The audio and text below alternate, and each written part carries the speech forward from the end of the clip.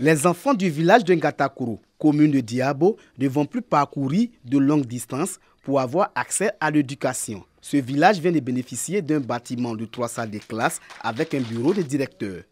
Pour le village de Messoukro, toujours dans la commune de Diabo, la capacité d'accueil de l'école vient de s'accroître avec 3 nouvelles salles de classe et un bureau de directeur. Des infrastructures scolaires réalisées par la municipalité de Diabo pour accompagner la politique de l'école obligatoire du gouvernement. L'éducation, qui est le socle même, j'allais dire, du savoir, il est important pour nous. Effectivement, avec l'appel de l'État, du gouvernement, qui parle de l'école obligatoire, il était important pour nous de construire les salles de classe pour combler un peu ces déficits-là. Le conseil municipal a également fait don de 400 bancs pour équiper les écoles de la commune. Ces infrastructures et équipements scolaires ont coûté plus de 50 millions de francs CFA à la commune de Diabo. Les acteurs de l'école, les parents d'élèves de la commune ont traduit leur gratitude au conseil municipal. En 2018, nous avons trouvé une école de 2 paillotes. Début 2019, j'ai dû négocier auprès du maire pour que les enfants puissent intégrer le bâtiment avant la finition. C'est un réel joyau. Ce geste que le maire sénateur vient de nous faire me va droit au cœur. Et vraiment, ce n'est pas les mots me manquent pour dire merci. Pour ce début d'année, l'inspection de l'enseignement primaire de Diabo a été équipée en matériel informatique et bureautique par la mairie.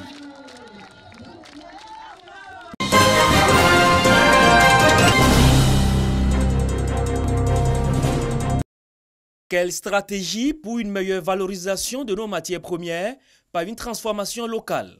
C'est autour de ce thème que s'est déroulée la 8e édition des Journées nationales de valorisation de l'agriculture à Bouaké, dans la région du Béké. La transformation des produits et le financement de la chaîne des valeurs agricoles, autant de préoccupations qui ont permis aux acteurs du monde agricole de comprendre le fonctionnement de leur secteur. C'est un appui pour nous au niveau du secteur agricole, puisque ça permet, en plus de ce que nous faisons au quotidien, de venir encore étayer tout ce que nous faisons habituellement, mais surtout porter ça au grand jour à nos agriculteurs. Au thème des travaux, les meilleurs acteurs du monde agricole ont été récompensés. Ils sont célébrés pour leur bravoure au travail.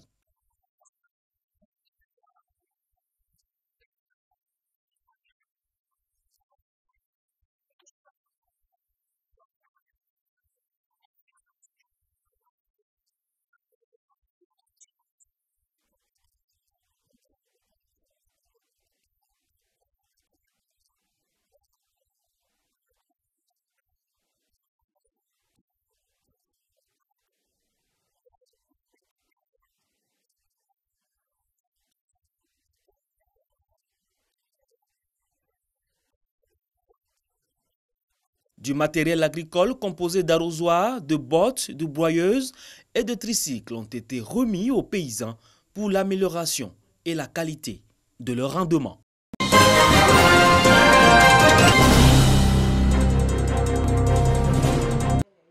Assetou Gon Coulibaly, épouse du Premier ministre de Côte d'Ivoire, reçoit le Grand Prix spécial 2019. Un prix qui récompense ses actions en faveur des orphelins et des femmes. C'est une dame qui est très discrète et qui mène des actions sociales aussi bien à l'endroit des populations démunies que des enfants. Et comme elle a pour idole notre première dame, Madame Dominique Ouattara, à qui elle a offert ce prix.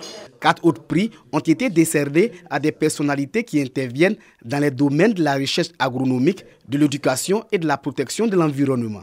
Des actions qui prennent en compte le développement durable. Tous ceux qui essaient de s'intéresser à l'environnement, je les encourage parce que ça fait du bien. Le CNRA, c'est une structure de recherche agronomique qui aujourd'hui lutte contre la pauvreté et la sécurité alimentaire. Et tous ces efforts, je crois que c'est une reconnaissance aujourd'hui pour nous. Ces prix sont l'actif d'une organisation panafricaine qui œuvre pour la promotion du développement durable. Pour nous, il y a des valeurs ici qu'il faut mettre en lumière pour que l'Afrique puisse se développer. C'est dans ce cadre-là que nous avons organisé cette cérémonie. Et aussi, nous avons fait le choix de Yamoussoukro, terre natale du président Félix Houphouët-Boigny, pour montrer que sa vision de partage, de solidarité pour bâtir une Côte d'Ivoire meilleure est toujours d'actualité. Après Yamoussoukro, cette organisation panafricaine sera en juin prochain à Bamako. Au Mali, d'autres acteurs du développement durable seront récompensés.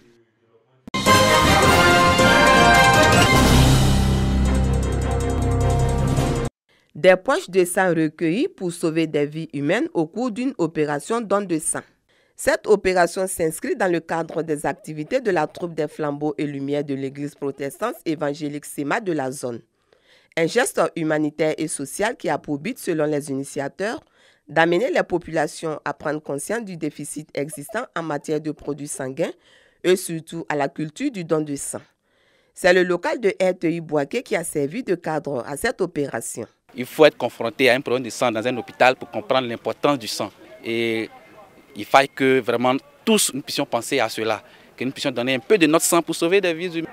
Il y a des périodes où nous éprouvons vraiment des difficultés à ravitailler les banques de sang, surtout pendant les périodes scolaires et autres. C'est pourquoi nous invitons les chefs religieux, les communautés à vraiment faire ce geste et invitons la population aussi à fréquenter le centre qui est situé au sein du CHU de Boaké.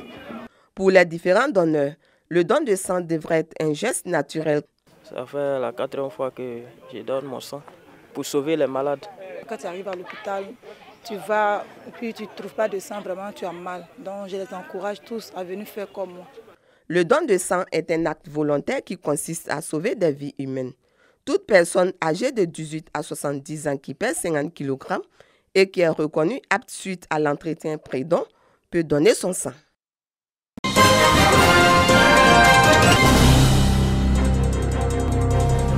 Promouvoir le vivre ensemble pour une paix durable en Côte d'Ivoire, telle est la mission que s'est assignée la Fédération nationale des confréries d'Ozo de Côte d'Ivoire, la FENAGODOSI. Pour ce faire, une tournée nationale de sensibilisation est initiée par Sori Dosso, président de cette organisation. À Bondoukou et à Agnibilekro, il a invité ses pairs au respect des valeurs liées à la culture d'Ozo pour la cohésion sociale et le développement.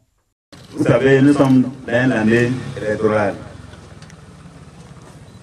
Dans tout pays, l'année électorale est un peu difficile. Chaque Soso, chaque parti doit se sensibiliser pour pouvoir mieux se comporter. Vous devez être ambassadeur de la paix. Conseiller auprès de vos grands frères qui est aujourd'hui la police, gendarmes, militaires, eaux forêts, maires, députés, votre autorité ici présente. Vous êtes des conseils. À quelques mois des élections présidentielles, le président de la FENAGODOSI, Sori Dosso, a exhorté ses confrères à être des ambassadeurs de la paix. Après l'installation des représentants locaux, le siège communal d'Agnibilekro est inauguré pour permettre à ses membres de se réunir et œuvrer pour la promotion de la culture des chasseurs traditionnels appelée le Dozoya.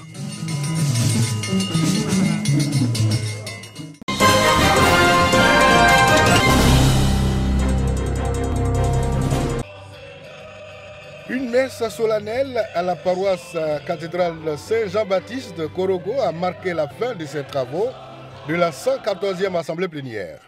Travaux autour du thème « La communion au service de la réconciliation ». L'officiant de la messe, le nonce apostolique Monseigneur Paolo Borgia, a mis en exergue toutes les attitudes pouvant donner le courage pour le pardon et la réconciliation. En te forgeant, toi aussi à l'image d'un agneau, à l'image de Jésus, c'est-à-dire en mettant l'amour dans ta vie au lieu de la haine. C'est cela le témoignage qui change le monde. Au terme de cette messe solennelle, les évêques catholiques de Côte d'Ivoire ont également rendu les conclusions de leurs travaux. Ils exhortent les acteurs de la vie politique à œuvrer pour un climat apaisé nécessaire à la conduite d'une élection apaisée. Les élections d'octobre 2020, nous en convenons, représentent un tournant décisif pour notre pays. nous saisissons les enjeux importants qui se jouent dans ces consultations électorales qui doivent être préparées minutieusement et avec la conscience qu'il s'agit là du destin et de l'avenir d'un peuple, d'une nation, voire d'une sous-région, en raison de ce que représente la Côte d'Ivoire pour la partie occidentale de l'Afrique. La première condition qu'il faut observer dans la préparation de ces élections doit être la réconciliation. Dons et cadeaux de souvenirs aux évêques et aux nonces apostoliques par la communauté catholique de Korogo ont ponctué la messe.